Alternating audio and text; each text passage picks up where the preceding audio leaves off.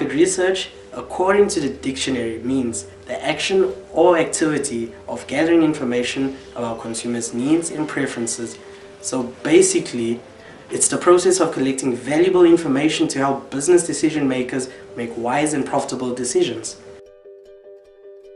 Firstly, we get two broad types of market research: primary and secondary research.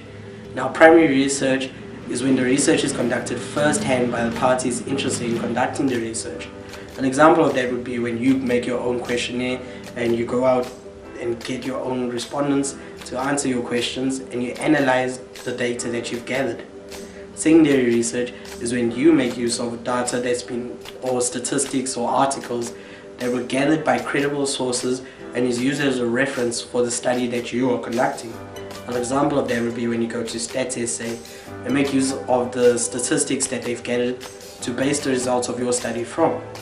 So basically, primary research is finding out new information, and secondary research is using old information to create more information. Market research is very key because if it is gathered, analyzed and interpreted correctly, it can give you insights into a product or services offered in the market, about the past, present and potential customers for your product or service. The research will look into the characteristics, spending habits, locations and the needs of your target market, the industry as a whole and the potential competitors you will face. So it is highly advised that before making any decisions that could affect the future of the business, make sure you have conducted your research on the market you're in or planning to get in to back up your decision.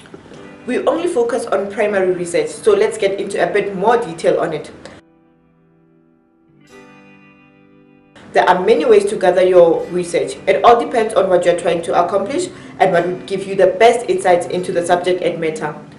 We have face-to-face interviews, telephonic interviews, focus groups, and product testing. Other terms for face-to-face interviews and telephonic interviews are computer-assisted personal interviews, KP, and computer-assisted telephone interviews, KT.